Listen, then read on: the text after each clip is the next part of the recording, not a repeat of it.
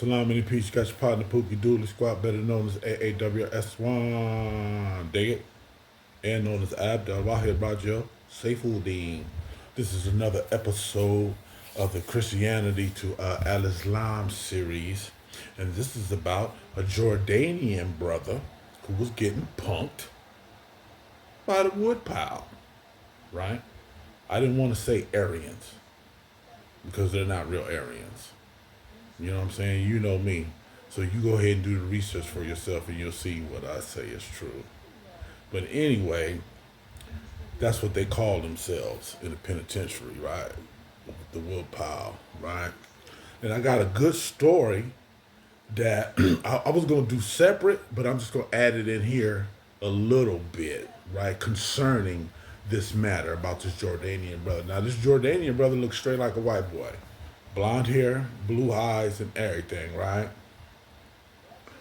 The info came down through the wire that there was a Muslim that was having problems up off in the hotel. And that dude was white, right?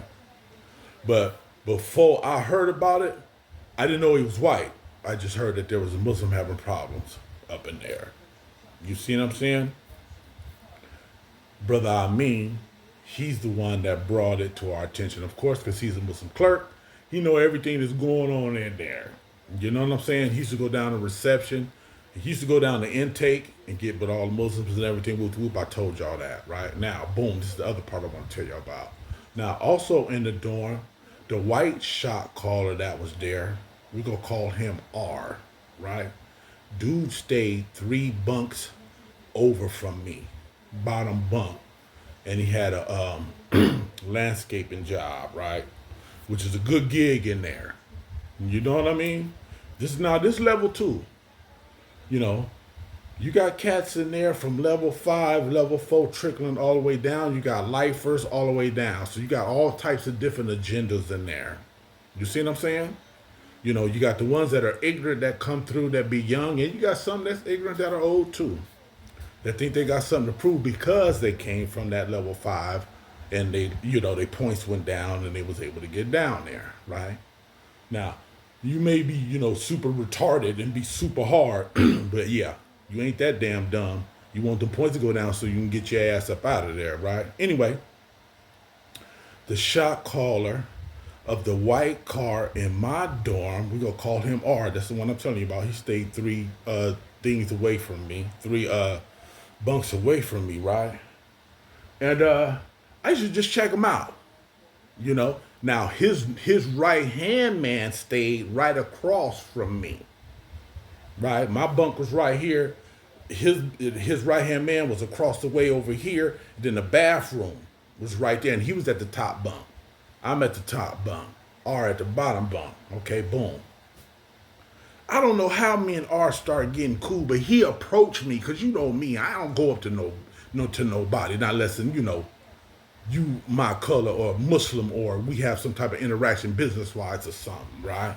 And I can't remember how it happened, but he started talking to me, right? And I believe it was on a one-on-one basis. Upon me not being mistaken, it was something that went on in the dorm. I happened to be in my bunk and he was at his bunk.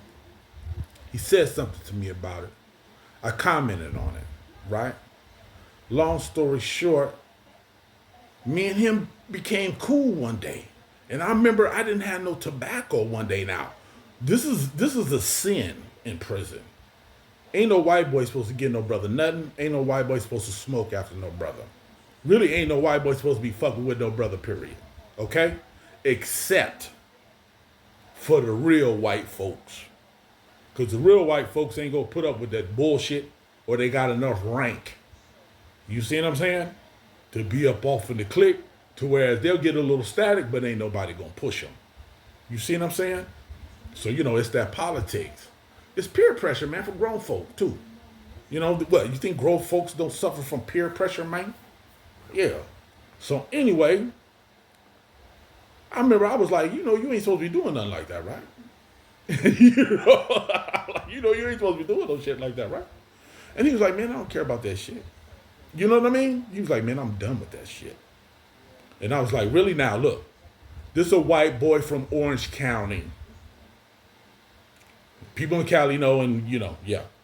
They got them skinheads running around there, them clam, and yeah. He was one of them. He's from out of Orange County. But I'm gonna tell you something too. There's some Crips in Orange County too. That's hard as hell. And I got a story about a Crip out of there.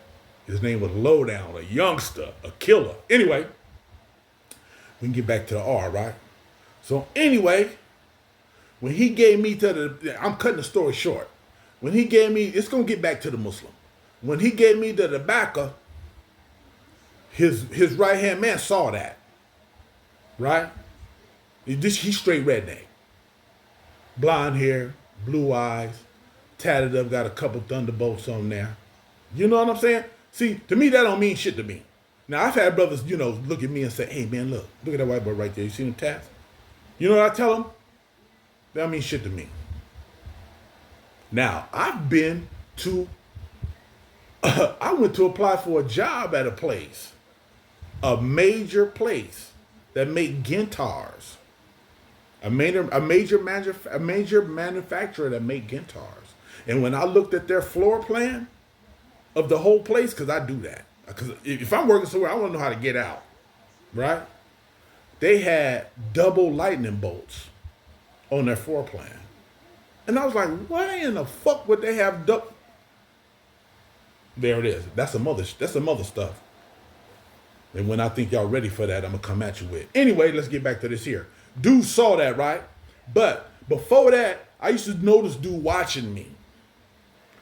I'm gonna tell you something. When you're in the penitentiary, everybody is watching everybody, right?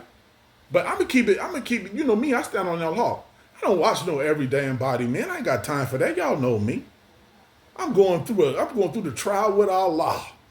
Right? He got my mind on other stuff. He got me passing up lawsuits. I done passed up like 3 lawsuits, man, that I probably could have been a millionaire off of, man. He just put my mind on freedom.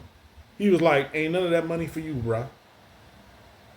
I'm going to put you right here. But that's what he does. And he also he'll also make you naive to things. But I'm sidetracking. Anyway, I noticed that dude was looking at me and, peeping me. So one day I confronted him. I said, check this out, man. Why you always up off, in my area? That's what I said to him. Why you always up off in my area? Right? You got something you want to say to me? And he was like, oh, no, man, everything's cool. I'm just observing. I said, observe my ass. Right? I noticed that you looking at me too much. You know what I'm saying? You may think I'm green. You know what I'm saying? But I'm real about mine. Right? He was like, oh, no, man, I'm cool. I said, okay, yeah. Right? So I backed up off dude. Right? Now, boom. We have a meeting over at the Musala about the brother. The Jordanian brother. We're going to get him. He was in a hotel. So Brother Amin said, I'm going to get the brother shot down here with us. You know what I'm saying? Because he's a felon. I was like, cool, right? You can't stay up there when you're a felon. You know what I mean? Now, after his bunch came through, they was just shooting him. You got to go through that process and through there. But then they changed it to whereas they put the reception down on the lower bottoms of 3. And then they was releasing the felons coming out of 3 instead of the hotel. Okay, boom. Long story short, dude ends up in our dorm. Right? The Jordanian dude. So I meet the brother, right? No, I'm going too fast. I want to finish up Rick real quick. Let me finish. Stop your loud. Let me finish up R real quick, right? So me and him start getting cool, right? This fool, right, was connected with his boss. His boss used to get him loaded, right? He used to come in from work loaded as hell. We used to get off work at the same time, and that's kind of how we got cool, because you get off work at different times, and then when you come in the dorm, there'll be hardly nobody in there, so that's what broke the ice with him. You see what I'm saying? Because when we used to have conflict in there, right, he up under the pressure of the Mexicans. You see what I'm saying? His number's low in there. Mexicans got more number on the whole yard. You know what I'm saying? We got size. You know what I'm saying? That's how it went down. So he up under pressure of the Mexicans. So he would have to watch what he would have to say when he would make his announcements in the dorm. See what I'm saying? Because he don't want the Mexicans to take off on him. He don't want us to take off on him. But he wants the protection from them, just in case we take off on him. You hear that? Anyway, long story short, me and him got cool, right? And I was like, man, why you decide, to talk to me, right? And he was like, man, you know what? You seem like you're cool and everything. I noticed that you're on your religion and that's it. You know what I mean? I see you on your bunk, you go to work, you work out, you be with your brothers, you pray. You know what I mean? He said, hey, man, he said, check this out. He said, you notice me? He said, man, I'm trying to go home. He said, yeah, I'm going to be real with you. I put in work as a skinhead. You know what I'm saying? He said, but now, he said, man, that shit got me nothing but hard time, disrespect out of my family members. I done lost my family members over that. I done lost a lot of cats that I knew that have died. And I did a lot of prison time, man. He said, I'm tired of this shit. He said, every time I catch new beef and I get ready to get out, they come with new charges, man. He said, I already got, he said, watch and see. He said, watch. He said, I'm already short. See, Big R was Big R. He a big white boy, too. Don't get it twisted. Big blonde head, bald head, white boy, blue eye, right? I don't give a damn what nobody say. Once I got to know him, he was cool as hell. And he was cool in the dorm with the brothers. But he had different levels of communication with them. You see what I'm saying? Just like he had with me, because that's how it is. You see him, that politics and peer pressure, right? So before he was getting ready to get out, boom, it came down, boom. They was like, whoop, you got new charges, partner. You got to roll it up. And I came in from work and I saw him, right? He was smoking. He looked all stressed out and shit. I mean, this fool, he used to come in methed out, right? And then he would tell me about it. Like, dude, look, I don't know what to do. I just need to talk. I'd be like, look, Arnold, come over here telling me all that, man. Why would people torpedo me like that and tell me about their business, man? I don't give a damn about that. Okay? Anyway,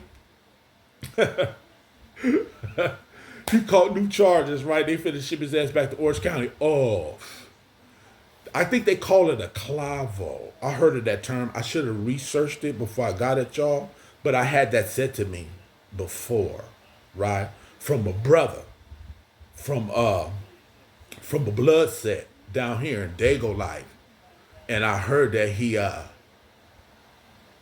rested in peace in the Lillahi wa Lalay Rajiun, and that dented me, cause he was trying to change his life in the pen. He was a Christian. I should tell you his story, cause me and him had a good. It's a good story between me and him, right? And he's a known brother from a known set, a known blood set here in Dago. And when I found out that he got smoked, it messed me up kind of a little bit, right? Well, anyway, let's get back to the story, right? So, Art telling me, he like, man, I'm tired of that shit. You know, I'm not involved in that shit anymore. I'm trying to go home. Whoop, whoop, whoop, whoop. I got these new charges and now I'm stressed out. This fool showed me what he was going to put up his anus, right? I'm like, dude, why are you... He's like, I want to know all this, right? I told him, I said, look, it ain't worth all that on me. You know what I mean? This fool had like about... It was at least a full can or a half a can of Bugler. Compressed. You know what I'm saying? With some lighters. You know what I mean? Papers. With a lighter, papers, some bud. Right? I was like, homie, you getting ready to handle all that like that? He was like, man, I gotta do what I gotta do. They expect this out of me. Y'all hear what I said? They expect this out of me. His people, they know they coming on a beef. He got to keep his people happy. He trying to go home. He trying to get out. That's what he told me. He's like, man, he said to me, man, upon me beating this beef right here and I get out, I ain't never doing this shit no more, man. I ain't coming to prison no more. I ain't no racist no more. I ain't none of that. You know what I mean? And what I have to say about that is this. For some individuals, it's their environment that dictate their character. Basically, with all of us, our environments dictate our character. And our first environments are with our parents. So upon your parents dictating that environment, you gonna move on to that outside of the household. You see what I'm saying? My people ain't never told me, well, they said fuck honkies and all that, but in generality, they never told me, look, go and go and smoke white people, all white people's devil. Ain't none of my people ever told me that. I came to my understanding upon my own self. You see what I'm saying? All them Kafirs. I'm a Muslim. So what does that tell you? I'm Mukminin. I say La ilaha illallah. So I'm on a whole different level. I was born on a whole different level from them. Anyway,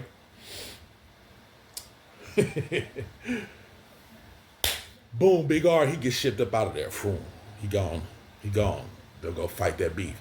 Jordanian brothers there now in the dorm. So we having a meeting with the brother. We tell him like this here, look, check this out. This is how we get down to here. You want to roll with us? All Muslims participate in the program. That's it. Which is your deen. You shouldn't even have to be told that. That's your way of life. You were born in the deen. We like, man, you blessed. You born in the deen from another country, from Jordan. He was a Hafid. He had the Quran memorized. You know what I'm saying? And Hadith. But what happened? He came to America, got Americanized. Hey, it happens. You know what I mean? And he admitted it. He said, man, I came to America. I got Americanized. I said, yeah, now you want to just mob, huh? Now you just want to be a savage, huh? You just shaitan, Uzubillah, just want to take you over, right? Anyway, we let him know. And we said that was part of the problem that you had at the beginning because you didn't establish your way of life. Upon you coming in here, you would have said, yeah, I'm a Muslim. I need to be plugged in with some Muslims. You probably wouldn't have that problem. But wahallahu alam. Allah knows best. Allah made it that way. So all this can transpire. Let's continue. Now, when Big R leaves, the dude I ran up on, his second man, his right-hand man in charge, he running the jank for the white folk while he gone. Right? Boom. There's a brother in there from Pomona, this Crip, right? Swole brother. I mean, when he first came in. Well, let me rephrase that. Well, I do remember when he first came in, but it was different. I was over there in my area, and he came up to me and told me who he was and said he was a Muslim, right? And I was like, okay, brother, alhamdulillah. And he was like, nigga, my bunk over here, you know what I'm saying? Whoop, whoop, whoop, whoop. I was like, all right, cool, right? Straight killer. Because I remember one time he had some questions about the Quran, right? He came to me. I'm like, why are people coming to me? I'm not a Muslim yet. Brother Amin is in there. He's the most knowledgeable brother in there. You know what I'm saying? And then we got the Emir of the yard. He's just 2 dorms down, right? Anyway, I got with him and we discussed the Quran and made sure that, we both had a proper understanding of what he was talking about. And it was all good, right? And I was like, this fool is a killer. So I did some background work on him, right? And I found out about him, his gangster life, right? And I was like, ooh, okay, right? Yeah, we want them kind of soldiers. Allah, alhamdulillah, Rabbil Alameen, he recruit them kind of soldiers. You want them in your ranks. You know what I'm saying? You want them in your ranks. You know what I'm saying? Fools know them. They know they get down. They know that they raw, but now they changing their life. Their life is changed now, right? Boom, here we go. So now, the Jordanian brother is going to Juma with us. He making prayer. He up in the peace with us. It's going down, right? Boom. Our rule is this. We Muslims. We ain't no better than nobody else. Ain't no color in Islam, right? Now, you could be a good actor and fool us. Say, yeah, I'm a Muslim. Kick some Arabic, whatever. Have some hadith or be kind of sharp in the Quran. Allah wants you to pass, you're going to pass. That's it and that's all. You know what I'm saying? A part of you being a torpedo. That's it and that's all. Some torpedoes get caught, some don't. You know what I mean? I've seen fools come in and be up under us, and then when we get out on the street, they only did that in there. I met one before. In a program. We was on the yard together. I told dude to make a call for me. He didn't even do it. Of course he wasn't going to do it. He a kafir. He was a torpedo sent up under me. You know what I'm saying? up under the guise of Islam. Oh, I'm a Muslim brother. I'm trying, I'm striving to be a dean. I'm striving to be a dean. I'm gonna go to Juma and all that. Whoop, whoop, whoop, whoop. So you take the brother in. You hungry, homeboy. Whoop, whoop, whoop, whoop. Here goes some stamps. I had it like that, right? So I'm like, well, man, make this call for me, man. Let this person know I'm finna get out. You know what I'm saying? Dude didn't even do that. I see him later on in the program, right? This fool straight trick. That's how I'm gonna leave it right there. Straight Kaffir. Anyway, boom. I come in one day and I'm chilling, you know what I'm saying? Doing my regular routine. My Pomona Muslim brother, when I'm just telling about, comes up to me. He said, greeting me, I greeted him back. I said, what's up, Ak? He said, hey, man. He said, the dude the white boy running the white car, right? I said, yeah. He said, dude try to act like there's a problem with the Jordanian brother being on my bunk, you know what I'm saying, watching my TV. I said, oh, really? He said, yeah. I said, what'd you say? He said, this is what he said to me. He said, I didn't say nothing. He said, I talked to the brother. The brother told me. I said, well, go get the brother. You know what I mean? So he went and got, the Jordanian brother. The Jordanian brother came over there. I said, so what's happening? He said, yeah, man, that dude came over there and told me that can't no white people be on no black man's bunk in here. I said, that's what he told you. And he said, yeah. I said, you didn't say nothing else after that? He said, nah, I didn't say nothing after that. You know what I mean? I just got up. I said, oh, you got up? He said, yeah. I said, okay. Now, dude ain't in there yet. So everybody go back to their places. So dude come up in there, right? And as soon as he get off in his area, I mob over there, right? As soon as I start mobbing over there, the brother see me, the Pomona brother, he see me. He start mobbing over there. And then the Jordanian brother mob over there. You know what I mean? So I went up over there. I said, what's happening, man? And he was like, what's up? I said, what's this about you telling this brother right here that he can't be on this brother's bunk because he white? I said, my ass. I said, let me tell you something. You see him? He's a Muslim. Now, you mean to tell me you watch me all the motherfucking time? So you should be watching him too. You don't be seeing him making prayer? You don't see him eating with us? You don't see him laying on our bunks? I say, he is a Muslim. He can lay on his bunk. He can lay on my bunk. He can lay on any black man's bunk in this motherfucker. And you can't do shit about it. Now, if you want to do something about it, get off where you get mad at right now. Or you can wait. We can bring this up in the dorm, and then we could all get off. That shit had me angry. I'm not even full Muslim yet. Oh, no, man, I don't want no problems. We ain't got to bring this up. I said, nah. I said, nah, motherfucker, you knew exactly what you was doing. You ain't motherfucking stupid. What, you think you was going to turn him or something? You knew when he came in here he's a motherfucking Muslim. You see him with us. If you want a motherfucking problem, say it.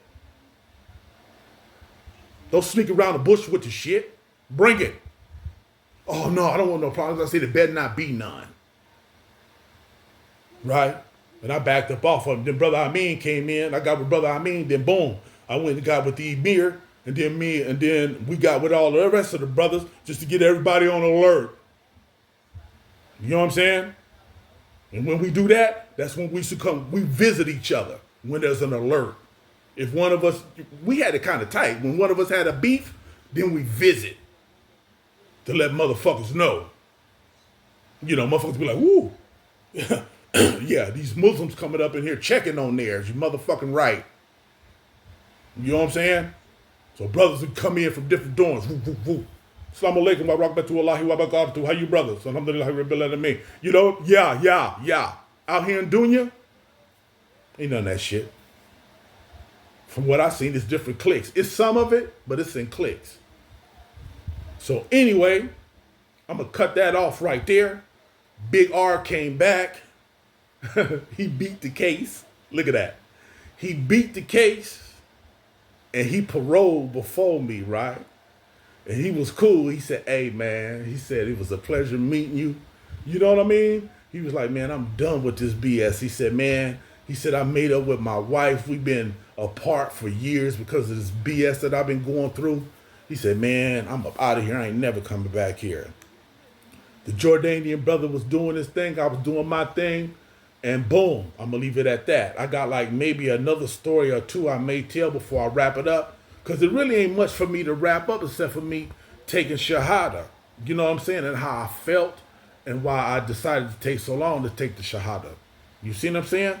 But I'm showing y'all the torpedoism. And I don't know why Allah's Akbar, why he wrote that for me. You know what I mean? For them to come at me like that when there was other people on there and I wasn't even that. And boom, I didn't know that much then. I'm just reading and I'm just trying to be. That's it. Like I said, I never tried to really be nothing else sincerely but trying to strive for the deen of Islam and be a Rajil for Allah, who's Akbar, father, the son of his Nabi sallallahu alaihi wasallam, and the righteous service that came after them, Rahimullah Rahmatullah. You see what I'm saying? So you know, and alhamdulillah, I mean that's gonna be it, y'all, for that right there. Inshallah, I'm gonna get back at you with another episode from the Christianity Al Islam series. Please check those out, y'all. Inshallah, they'll make you laugh. Even if you gotta go, but if you go through, you might miss something funny. Please check them out. Please check out everything else that I got in my catalog. And big ups to all those that viewed me. May Allah bless you all. Salam meaning peace. Remain blessed. You and your families. Boogie Dooley Squad known as AWS1 and Abdel Wahid Rajo Saifuddin.